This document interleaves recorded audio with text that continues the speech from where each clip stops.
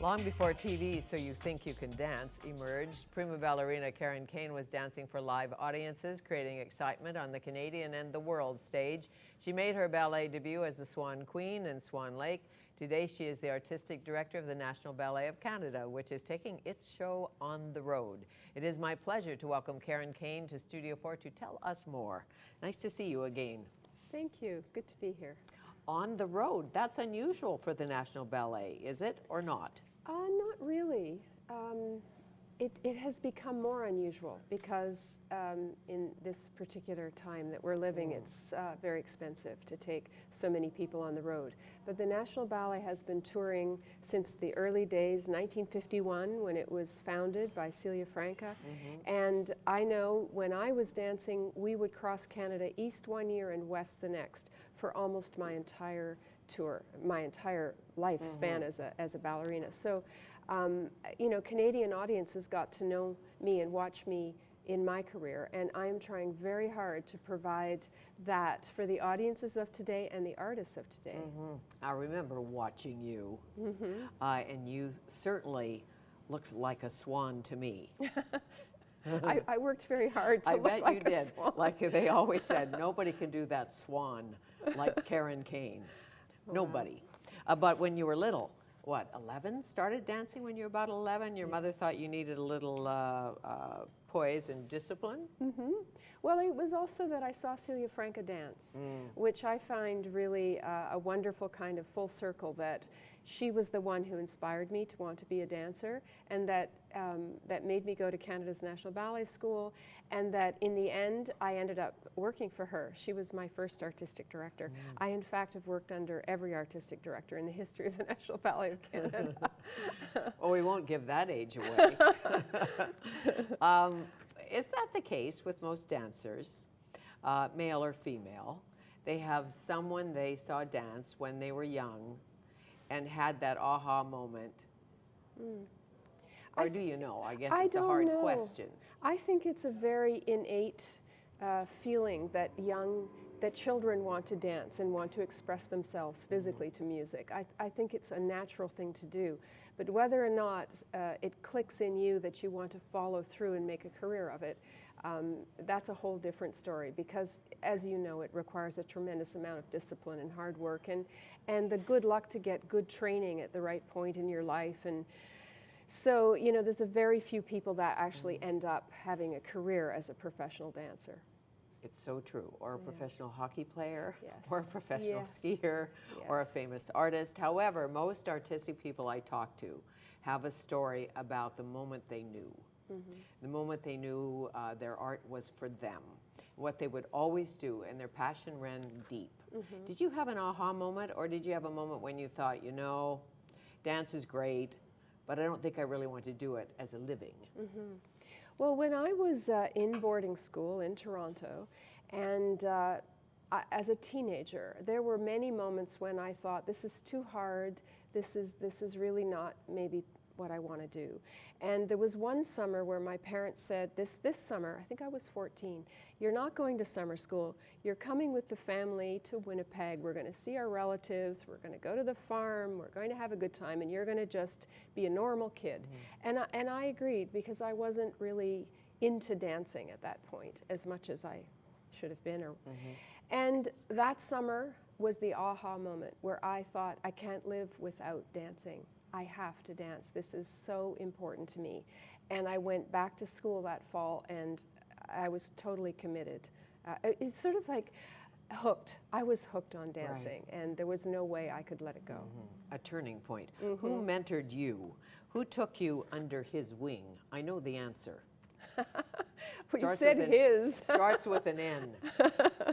Well, Nureyev was a great mentor to me. He was my friend, and he loved me, and he looked after me, and he provided opportunities for me, and he pushed me very hard in a loving kind of way. But I have to say, Celia Franca before him. Right. She was my first mentor. And I suppose I must say Betty Oliphant was also the woman who founded the National Ballet School. In a way, she was my mentor. I had some teachers in school who mentored me and who really provided the backbone I needed when I felt discouraged and didn't want to dance anymore. And you know the discipline it takes to be stellar at anything. You don't have much time to play or make friends, because mostly when your friends are out drinking, you're dancing or practicing. Well, because I went to this school where we all had the same obsession, we would bond over that obsession. And then when you get into a company, your peers are all obsessed with dancing, just as I see the young dancers today of the National Ballet are. And that's the only way to be. To practice a profession like this, you have to be obsessed with it. And to be excellent, you have to be obsessed with something. I mean, Olympic athletes have to be obsessed with their sport. Otherwise, you're just mediocre. You know, excellence requires more than that. And confidence. Requires confidence. Yes, yes, yes. Dancing with Nureyev, I can't even imagine. Oh, he was quite a trip. You did fall down once. Was it in Moscow? Oh, that was, yes. That was in a competition, yes. I slipped and fell. It was on the curtain call, fortunately, not during the dancing. So I wasn't marked on my sitting down center stage. On the report card. Yes. Casting, is that what they call it? Auditioning, casting for a ballet. For this trip, 4 diverse works will be here this weekend. Well, the choreographer, artistic director's role. Well, the artistic director doesn't usually cast. The artistic director can suggest, if they're asked by a choreographer who would suit this, what do you think? But the choreographers themselves choose the people. I guess it would be the same in film. I mean, the director would choose the actors that he or she felt were the best. And the producer gives you the money. The producer gives you the money, and the producer might say, but couldn't you please use my star? You know, or my this daughter. Big star, my daughter, yeah. And the film director can ignore that or not, and the choreographer usually decides who they would like to use. What is the pecking order in a dance company, in a national ballet? Who runs it? A GM, artistic director? Well, at the National Ballet of Canada, we have a joint CEO relationship. So we have an executive director who's responsible for the business side of the company, and that's Kevin Garland, and I'm responsible for the artistic side of the company. How exciting. Yes. When did you know that was for you? This role, going from dance to administration, really? You know, I didn't really know. I didn't really know that I was preparing to do this job my whole life. I didn't really realize until the job became available. And I thought, oh, could I do this job? Should I try to do this job? And I thought, I think I can do this job. But it really wasn't a goal I had. It wasn't anything I dreamed of doing. Martha Henry, who's a great actor, as you know, she directs as well. And she's always torn between would I rather be on the stage or behind the stage or on the side. Well, Martha Henry is still on the stage, and gloriously so. As a dancer, I don't feel that I could do that anymore. I don't want to inflict that on anyone. You know, Zoomers are doing many things. Yes, when you retired once, if I recall, I'm thinking you retired once and then you came back. Is that true? No. No, never. No. So did you go away from dance for a while? No, in your 30s? What happened, I did quit dancing for almost a year. I got very discouraged about, I just wasn't loving it anymore, and I was forgetting the reasons that I did it in the first place, and I needed a break. So I quit dancing for a year in my late 20s.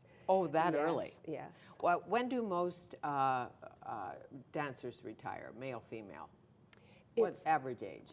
It depends. Depends on your knees. It depends on your knees and your back, and you know, your motivation to stay that highly trained day in and day out and to work that hard. People's motivation really varies a lot, or they just get other interests and they decide it's time to move on. Average age, probably 40-ish. Women tend to last longer than men. Their bodies are more resilient, and they don't do all the lifting, which is very hard on men's backs and knees. And it really depends. And some of it's just how lucky you are with your genetic makeup, how long you last. Do you have a pair of point shoes bronzed or anything? No. Did you collect old tutus? Or?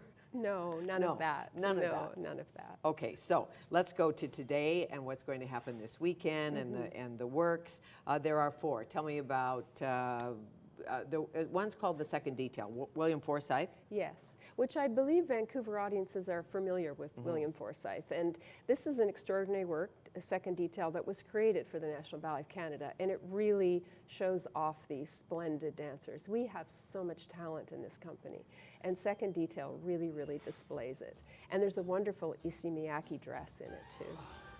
I'd like that dress myself. Yes, there is. Oh, I like yeah. anything Issey Miyake designs. Oh, there it is, yes, yes. So that's Second Detail, and it's kind of funky and sexy and wonderful. I love it. Yes, I can't see who that is dancing, or I'd identify them, but we have 2 and 3 casts of most of the works we bring. You do? Yes. Why is that? Because there's so much talent, and they all deserve a chance to do these works. And there's a lot of very young dancers who are appearing in Second Detail who get a chance to do something really important. And I love the simplicity of the dress in the gray, the white and the gray. Yes, Magnificent. it's very contemporary and lovely. Are most of these contemporary and lovely, or are they all over the map? They're all over the map. Because I know Johnny Cash is in there. There's a bit of a Yes. black Yes. cowboy Man in Black. ballet, Man in Yes. Black. So when Yeah. we come back, we'll talk about Okay. that. Okay. Kain, our guest.